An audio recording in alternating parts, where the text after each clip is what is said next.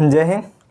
आज हम पढ़ेंगे पार्श्व परिवर्तन किसे कहते हैं, विपरिवर्तन किसे कहते हैं और समतल दर्पण द्वारा बनाया गया प्रतिबिंब की विशेषता क्या है और काल्पनिक प्रतिबिंब और वास्तविक प्रतिबिंब में अंतर क्या है।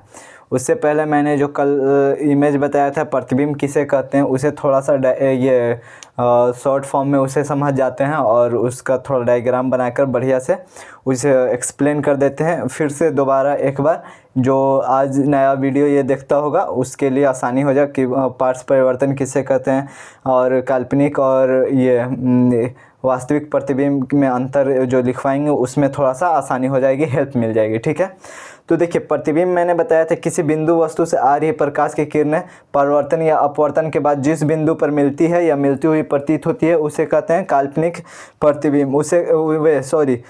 मिलती हुई प्रतीत होती है वह बिंदु पहले वाले बिंदु का ये होता है प्रतिबिंब होता है। ठीक है, वह बिंदु पहले वाला बिंदु का प्रतिबिंब होता है। तो उसमें प्रतिबिंब दो प्रकार का होता है, ये मैंने लिखवाया था काल्पनिक और काल्पनिक प्रतिबिंब होता है, एक वास्तविक प्रतिबिंब होता है। जबकि काल्पनिक प्रतिबिंब को हम आभासी प्रतिबिंब भी कहते हैं, काल्पनिक प्रतिबिंब को हम आभासी प्रतिबिंब भी कहते हैं। ठीक है, तो वास्तविक प्रतिबिंब तो मैंने प्रतिबिंब के तो ये डेफिनेशन लिखवाया था, काल्पनिक और आभासी अभी मैं अंतर लिखवाऊंगा। तो जो प्रतिबिंब करती है या इतना बड़ा डिफिनेशन मैंने लिखवाया तो लोग थोड़ा सा कन्फ्यूज होंगे कि ये क्या बोल रहा है, मतलब करती है या करती हुई प्रतीत होती है, मतलब ये क्या है। तो देखिए मैंने जब कल ये इतना दिन से मैंने परावर्तक सतह मैंने रिफ्लेक्शन ऑफ लाइट मैंने जब से पढ़ा रहा है तो वहाँ से मैंने एक चीज़ मैं हमेशा बोला हूँ कि इस चीज़ को अगर ध्यान में रखिएगा तो आपको 100 इमेज और रिफ्लेक्शन ऑफ लाइट पूरा चैप्टर क्लियर हो जाएगा, क्योंकि हमेशा यही तीनों चीज़ आने वाला है। परावर्तक सतह में हो जाएगा दर्पण और ये हो जाएगा आपतित किरणें, ये हो जाएगा आपतित किरणें छोटा छोटा मैं लिख दे रहा हूँ, ज़्यादा ये तो मैं पढ़ा दिया हूँ पिछले क्लास में। और ये हो जाता है परावर्तित किरणें। ठीक है, परावर्तित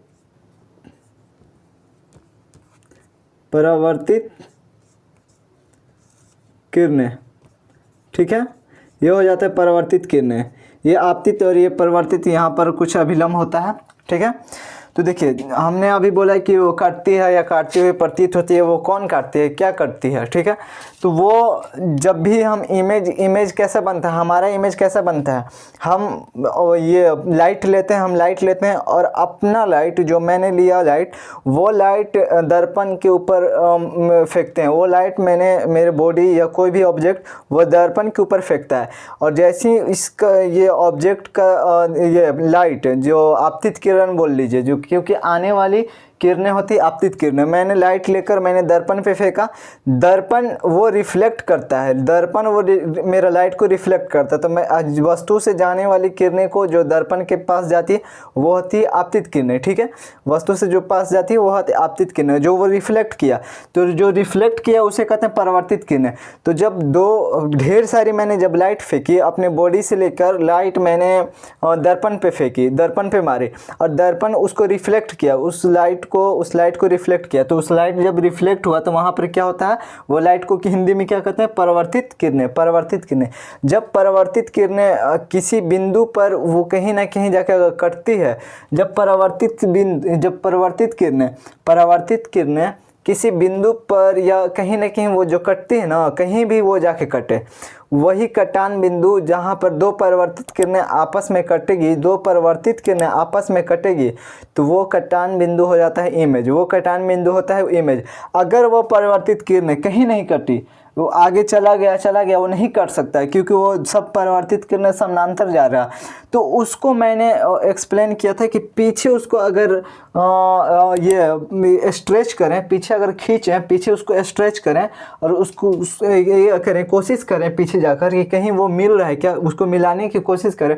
अगर पीछे जाकर अगर मिलता है पीछे जाकर कुछ ऐसा एंगल बनाता है तो वो होता है, वो हमने कोशिश किया है बनाने का, तो वो क्या होता है, उसे कहते हैं काल्पनिक। वो मिला नहीं है लेकिन मिलाने के बाद वो मिल सकता है, अगर उससे मिलाया जाए तो वो मिल सकता था, उसके परावर्तित किरणें पीछे में मिल सकता था, वो होता है काल्पनिक। वो उस जिस बिंदु पर स्ट्रेच करके हमने डॉट डॉट से मिलाते हैं उसे कहते हैं काल्पनिक। और वो भी बिंदु, वो भी कटता है, वो भी बिंदु कटता है, वो परावर्तित किरणें ही वहाँ पीछे ले जाते हैं और उससे हमने काटने की कोशिश करते हैं। ठीक है, तो इसे डायग्राम द्वारा मैं इसे फिर से मैं बता दे रहा हूँ।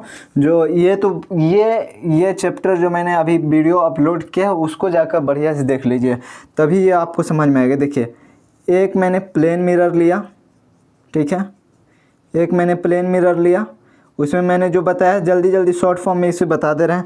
एक प्लेन मिरर लिया और यहाँ पर कुछ ऑब्जेक्ट रखा हुआ है, यहाँ पर कुछ ऑब्जेक्ट रखा हुआ है।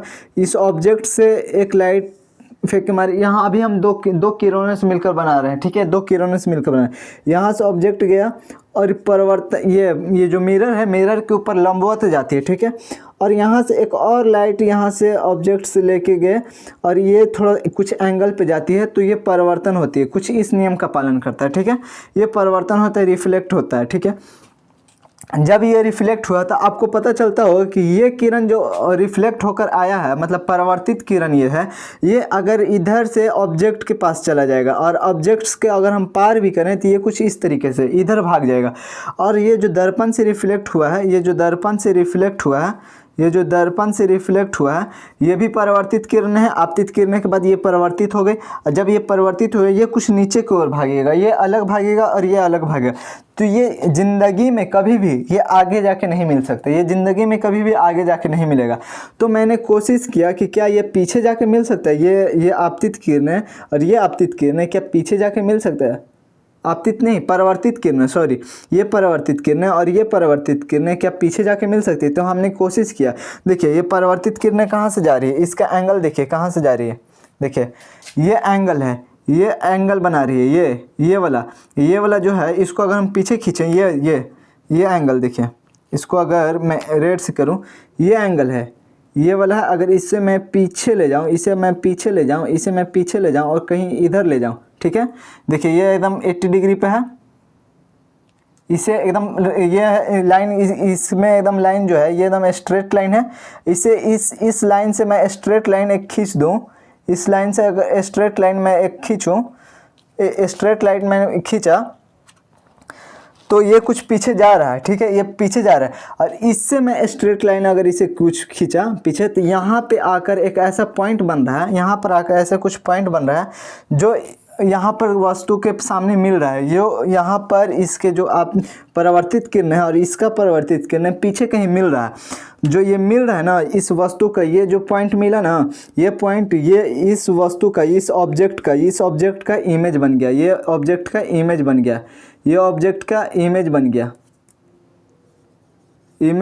ठीक है, ये ऑब्जेक्ट का इमेज बन गया, ये ऑब्जेक्ट का इमेज यहाँ पे बना। एक और मैंने, ये होता है, ये देखिए, ये मैंने ये स्ट्रेच किया है, मैंने इसे आपने आभास किया है कि पीछे कहीं जाके मिलता होगा, तो इसे कहते हैं काल्पनिक, इसे कहते हैं आभासी। और एक मैंने यहाँ पर गोलीय दर्पण लिया था जिसको मैं अवतल दर्पण कहते हैं, और इसे मैं बढ़िया से समझाएंगे। अभी आप बस इतना देख लीजिए कि इसे अवतल दर्पण कहते हैं। यहाँ कुछ पोल होता है, यहाँ फोकस होता है और यहाँ वक्रता केंद्र होता है, ठीक है। और यहाँ पे मैंने कोई ऑब्जेक्ट लिया है जिसका नाम है ए बी, ठीक है, इसका कुछ नाम है ए बी। और यहाँ से ए बी एक ऑब्जेक्ट के लाइट फेंकता है, ए बी एक लाइट फेंकता है मुख अक्ष के समानांतर, तो फोकस होकर गुजरती है। ये इसका एक फार्मूला है, इसका एक कंडीशन है, जब भी मुख अक्ष के समानांतर जाने वाली किरणें फोकस होकर गुजरती है। और सेंटर ऑफ कर्वेचर से जाने वाली किरणें, ये वक्रता केंद्र से जाने वाली किरणें वक्रता केंद्र से ही वापस लौटती है, ये अपने पथ पर ही वापस लौट जाती है। यानी कि वक्रता केंद्र पे जो किरणें जाती है वो 90 डिग्री पे जाती है, जैसे ये गए हैं वो 90 डिग्री पे परावर्तक सतह पर पड़ता है, ठीक है। तो वहाँ पर ये क्या हुआ, ये एक परावर्तित किरण है, ये एक परावर्तित किरण है, परावर्तित के आपतित किरणें ये थी, ये आपतित किरणें थी, ये परावर्तित हो गई। तो ये हो गया परावर्तित किरणें, ठीक है, किरण, ये परावर्तित किरण। और इसका ये भी एक परावर्तित किरण हुआ जो वापस गया, इधर से वापस जो गया, ये भी परावर्तित किरण हो गया। तो ये दोनों परावर्तित किरण हैं। तो ये दोनों एक बिंदु पर कट रहा है। देखिए ये परावर्तित किरण और ये परावर्तित किरण यहाँ पर कटान कर रहा है, यहाँ पर ये कटान कर रहा है। इसमें कटान नहीं हो रहा था, तो इसमें हम पीछे सोचेंगे, कहीं पीछे शायद स्ट्रेच करने पर, शायद इसको खींचने पर, पीछे जाकर परावर्तित किरणों को बढ़ाने पर ये पीछे कहीं कट जाए। तो ये पीछे इसको बढ़ाएं, परावर्तित किरणों को अगर हम पीछे बढ़ाएं इसी लाइन में, इसी डायरेक्शन में, तो यहाँ आकर कट रहा था। तो यहाँ तो पीछे बढ़ाने पर नहीं, बल्कि ये हकीकत में काट रहा है। ये हमें इस पर कोई हमें दिमाग नहीं लगाना पड़ा कि पीछे बढ़ाएं या घटाएं। यहाँ देखें कि यहाँ से परावर्तित किरणें आई और यहाँ से परावर्तित किरणें आई और एक बिंदु पर यहाँ पे कटा। जो एक बिंदु पे यहाँ पे कटा तो इसका ये इमेज बन गया, इसका इस ऑब्जेक्ट का जो कटान बिंदु हो गया ये इमेज हो गया। ये इमेज हो गया बी डैश ए डैश, इसको मान लेते हैं ए डैश और बी डैश, ठीक है। बी डैश ए डैश यहाँ पे इमेज बन गया। ये क्या बन गया? ये एक इमेज बन गया। ये बिंदु इमेज है, ठीक है। तो ये देखिए ये रियल कटान हुआ है, ये रियल कटान हुआ है। ये मैंने कल्पना किया कि पीछे कहीं कटता है, लेकिन यहाँ पे रियल कटान हुआ है। जो ये रियल कटान हुआ ना, इसी को हम कहते हैं वास्तविक प्रतिबिंब, इसी को कहते हैं वास्तविक प्रतिबिंब। तो ये क्या हुआ? ये वास्तव में कटा है, तो इसे वास्तविक प्रतिबिंब इसे कहते हैं। और ये कल्पना में कटा है, तो इसे कहते हैं काल्पनिक प्रतिबिंब। आभास किया है, इसे कहते हैं आभासी प्रतिबिंब। तो लिख लीजिए वास्तविक प्रतिबिंब और ये काल्पनिक प्रतिबिंब में अंतर। तो एक तरफ वास्तविक प्रतिबिंब लिख लीजिए, एक तरफ काल्पनिक प्रतिबिंब लिख लीजिए। तो वास्तविक प्रतिबिंब में लिखिए, वास्तविक प्रतिबिंब में लिखिए यह किरणों के रियल कटान पे, मतलब वास्तविक कटान पर किरणों के वास्तविक कटान से बनता है। वास्तविक प्रतिबिंब किरणों के वास्तविक कटान से बनता है। देखिए यहाँ वास्तव में कट रहा है, यहाँ हकीकत में कट रहा है, रियलिटी में कट रहा है।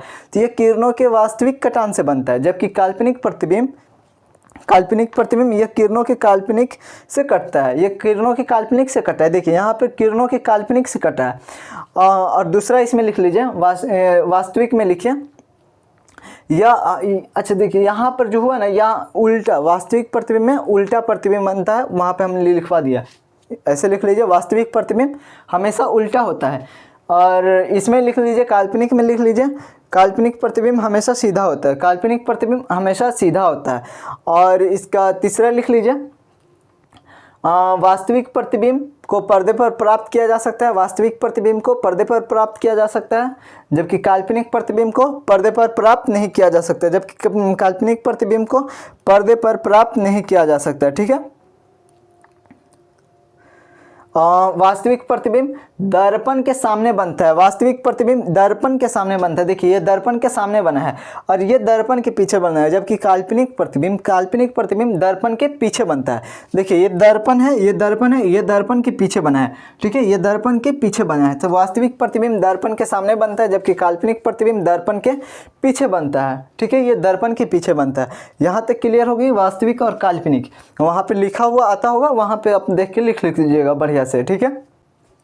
अब हम चलते हैं वास्तविक और काल्पनिक मैंने समझा दिया, तो थोड़ा पार्ट्स परिवर्तन और विपरिवर्तन पे आते हैं। इससे पहले मैंने कहते हैं मिरर में समतल दर्पण में द्वारा बनाया गया प्रतिबिंब में, समतल दर्पण द्वारा बनाया गया प्रतिबिंब को मैंने थोड़ा सा ये कर लेते हैं, समझ लेते हैं। देखिए ये जो है, इस पे जो बनता है, इस पे जो बनता है, इसका मैं थोड़ा सा उसको क्या कहते हैं, प्रॉपर्टीज लिख लीजिए, उसका गुण लिख लीजिए। समतल दर्पण द्वारा बनाया गया विशेषताएं। समतल दर्पण में लिख ले पहला विशेषता समतल दर्पण द्वारा बनाया गया प्रतिबिंब काल्पनिक होता है। दूसरा विशेषता समतल दर्पण द्वारा बनाया गया प्रतिबिंब सीधा होता है, हमें प्रतिबिंब जो मिलता है वो सीधा मिलता है। देखिए काल्पनिक इसलिए है ना कि देखिए यहाँ पर समतल दर्पण है और इसको पीछे हम स्ट्रेच करके मिलाए हैं, तो ये कल्पना में मिला है, तो ये काल्पनिक होता है। समतल दर्पण द्वारा बनाया गया प्रतिबिंब काल्पनिक होता है, समतल दर्पण द्वारा बनाया गया प्रतिबिंब सीधा होता है। समतल दर्पण द्वारा बनाया गया प्रतिबिंब वस्तु के उतना ही बराबर होता है जितना समतल दर्पण में बनाया गया प्रतिबिंब वस्तु के हाइट के बराबर ही बनता है, वस्तु के हाइट के बराबर है, वस्तु के आकार के बराबर ही उसका प्रतिबिंब बनता है, ना बड़ा ना छोटा, जितना रहता है उतना ही बनता है। उसको बढ़िया से वहाँ पे लिखा हुआ आता होगा। और समतल दर्पण द्वारा बनाया गया प्रतिबिंब जितने दूरी से वस्तु खड़ा रहती है उतने ही पीछे उसका प्रतिबिंब बनता है। यानी कि यहाँ पे बोलने का मकसद ये है कि वस्तु के सामने अगर यहाँ पर अगर 10 मीटर के रेंज पे अगर यहाँ पे कोई वस्तु है, दर्पण से 10 मीटर के रेंज पे है, तो इसका प्रतिबिंब भी 10 मीटर के रेंज पे बनेगा। ठीक है, इसका प्रतिबिंब भी 10 मीटर के रेंज पे बनेगा। तो समतल दर्पण के सामने जितनी दूरी पर वस्तु खड़ी रहती है तो उसके प्रतिबिंब उतने ही पीछे बनता है, जितने पास में खड़ी रहती है उतने ही पास में बनता है। ठीक है, ये 4-5 ये हो गया। समतल दर्पण पार्श्व परिवर्तन में ये करता है, ये पार्श्व परिवर्तन होता है। समतल दर्पण द्वारा बनाया गया प्रतिबिंब पार्श्व परिवर्तन होता है। ठीक है, ये पार्श्व परिवर्तन होता है। अब देखिए पार्श्व परिवर्तन किसे कहते हैं और विपरिवर्तन किसे कहते हैं। समतल दर्पण द्वारा बनाया गया प्रतिबिंब पार्श्व परिवर्तन है। पार्श्व परिवर्तन मतलब क्या होता है कि दायां भाग बायां में और बायां भाग दायां में दिखाई देगा। ऐसा नॉर्मली आप आईना देखिएगा तो आपको पता नहीं चलेगा हमारा दायां भाग कहाँ दिखा रहा है। हम तो जैसे हाय हेलो करते हैं वहाँ पे भी हाय हेलो होता है, हमें पता नहीं चलता नॉर्मली। लेकिन आपको अगर समतल दर्पण द्वारा पार्श्व परिवर्तन में अगर देखिएगा ना तो उसका सही एग्जाम्पल अगर देखिएगा तो आप कुछ पेपर पे लिख लीजिए, कुछ भी लिखिए और उसके सामने पेपर पे रख दीजिए और कुछ लिख कर उसके सामने रखिए और इमेज में पढ़ने की कोशिश करें। इमेज में पढ़ने की कोशिश की आप नहीं पढ़ पाइएगा।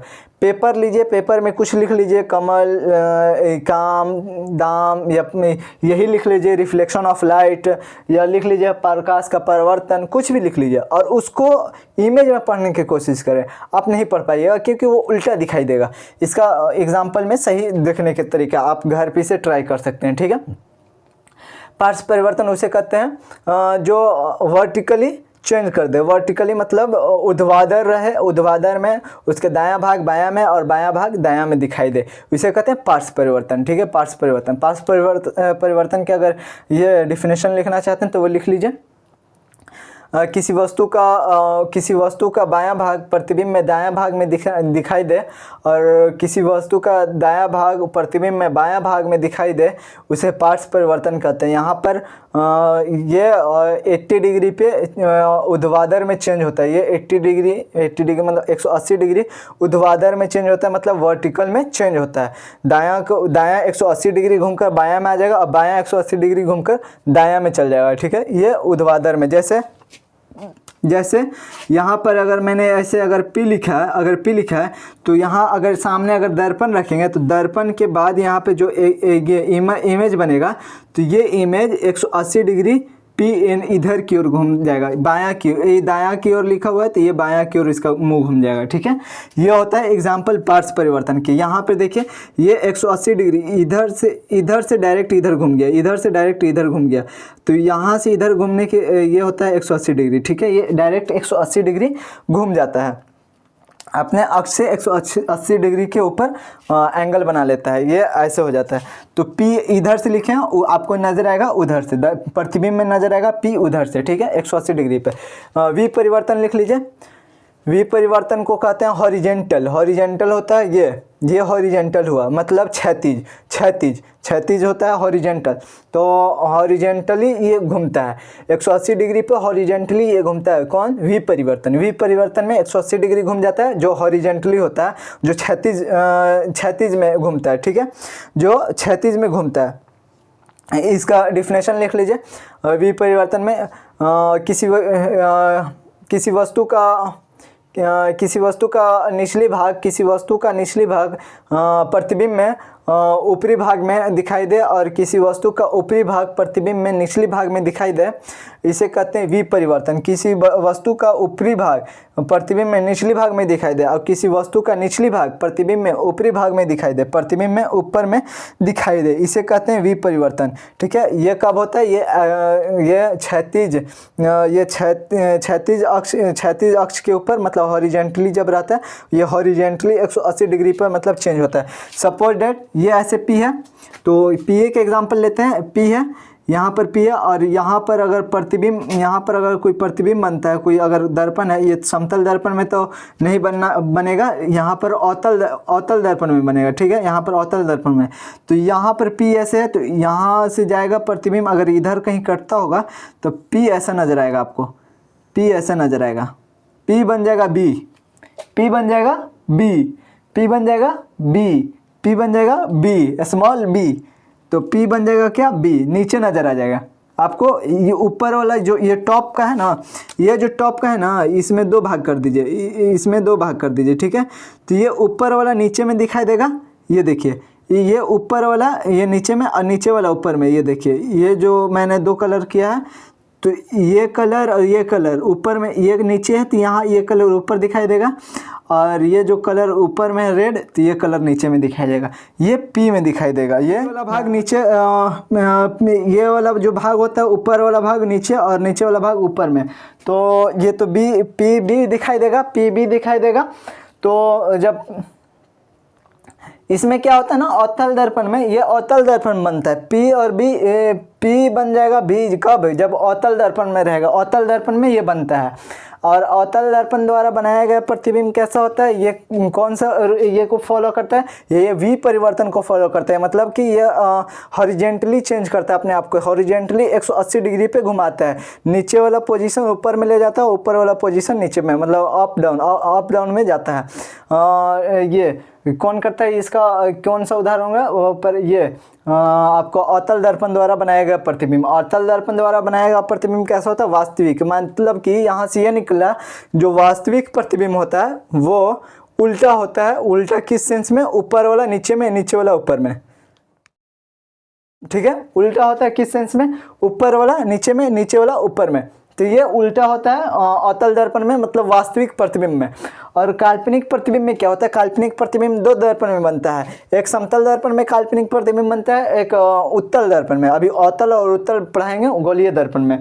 तो उत्तल दर्पण में जो प्रतिबिंब बनता है वो काल्पनिक बनता है, और काल्पनिक प्रतिबिंब जो बनता है, और समतल दर्पण द्वारा जो बनाया गया प्रतिबिंब होता है वो पार्श्व परिवर्तन को फॉलो करता है, मतलब कि वर्टिकली वो चेंज करता है 180 डिग्री पर। और वर्टिकली जो चेंज होता है पार्श्व परिवर्तन के क्या नाम है कि ये बायां पोर्शन वो दायां में दिखाई देगा, और ये दायां पोर्शन बायां में दिखाई देगा, और बायां पोर्शन दायां में दिखाई देगा। मतलब कि अपने आप को जब आप आईना में दिखेगा तो आपका जो पोजीशन है वो पार्श्व परिवर्तन होता है, आपका आपसे 180 डिग्री को घुमाकर, और आपका जो दायां पोर्शन है वो बायां तरफ दिखाई देगा, और जो बायां पोर्शन है वो दायां तरफ दिखाई देगा, ठीक है। ये किसका क्या नाम है, ये पार्श्व परिवर्तन का ये होता है, रूल होता है। और पार्श्व परिवर्तन किस पर अप्लाई होता है, वो अवतल दर्पण पे, समतल दर्पण पे अप्लाई होता है। आपको हम लोग क्या है ना कि हम लोग यूज टू हो गए, हम हमेशा दर्पण में अपने इमेज देखते हैं तो हमें पता नहीं चलता है किधर बायां किधर दायां।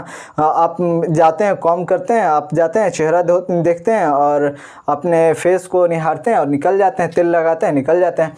उसमें क्या होता है ना कि आपको जब इसका रियलिटी में आपको इसका ये करना है, प्रैक्टिकली इसको यूज करना है, तो आप एक दर्पण, आपके घर में समतल दर्पण ही होगा जहाँ पर आप चेहरा देखते होंगे, जिस पे आप कंघी करते होंगे, बाल से हारते होंगे, तो उसको लीजिए और उसके सामने कोई लेटर लिखिए। पूरा सेंटेंस भी लिख सकते हैं, एक लेटर भी लिख सकते हैं। उस लेटर को इस दर्पण में, ये समतल दर्पण है, ये समतल दर्पण के सामने रखिए, और उस सामने रखकर उस लेटर को प्रतिबिंब में पढ़ने की कोशिश करें, इमेज में उसको पढ़ने की कोशिश करें। आपको पता चल जाएगा कि ये उल्टा दिखता कैसे है। अब प्रैक्टिकली इसको घर पे कर सकते हैं। कौन सी फिनोमेना को, ये समतल दर्पण द्वारा, क्योंकि समतल दर्पण सबके घर में अवेलेबल होता है। अवतल दर्पण नहीं अवेलेबल होता है, क्योंकि अवतल दर्पण ये तो मिलता है सैलून में जाइएगा तब तो आपको पता चलेगा। सैलून में जाइएगा तो वो पोजीशन अचीव कीजिएगा जो जहाँ पर आपका इमेज बड़ा दिखाई दे, ना कि वो पोजीशन जहाँ आपके इमेज उल्टा दिखाई दे। तो हमारे जो इलाका में जो हम लोग रहते हैं, जहाँ पर देहात इलाका है, वहाँ पर तो समतल दर्पण यूज होता है सैलून में। जहाँ शहरी इलाका है वहाँ पर यूज होता होगा अवतल दर्पण। तो अवतल दर्पण में वहाँ पर वो चीज़ ये किया जाता है, उसके फोकस और वक्रता केंद्र के बीच, मतलब फोकस और ये पोल के बीच वो पोजीशन रखी जाती है कि जहाँ पर किसी का बाल काटना होगा तो वो बार्बर जो होता है, बार होता है, वो पोजीशन सेट करता है, वहाँ पे चेयर लगाता है, और कहाँ पे लगाता है, फोकस और पोल के बीच, जहाँ पर हमारे इमेज बड़ा भी बने और काल्पनिक बने, सीधा बने। ठीक है, काल्पनिक बने और सीधा बने। और इसमें भी एक पोजीशन होता है, इससे हम एक्सप्लेन करेंगे अगला क्लास में। इसके बाद अब यही आने वाला है, दर्पण किसे कहते हैं, दर्पण के कितने रूप होते हैं और उसमें कैसे कैसे इमेज बनते हैं। ये बहुत ही बड़ा चैप्टर है। दर्पण एक अपने आप में बहुत सारे ऑब्जेक्टिव को लेके आता है, और क्लास 10th का जो ऑब्जेक्टिव है दर्पण से बहुत सारे ऑब्जेक्टिव बन सकते हैं। और दर्पण के सूत्र क्या है, दर्पण के बाद जो ये उसका प्रतिबिंब कैसे बनता है, इससे बहुत सारा ये ऑब्जेक्टिव बनता है। कौन सा दर्पण में कौन सा ये यूज होता है, ये में उसको क्या कहते हैं, गाड़ी में कौन सा दर्पण यूज होता है, ये सब आने वाला है आपको अगला क्लास में। आज मैं यहाँ तक रखता हूँ। ठीक है, थैंक यू।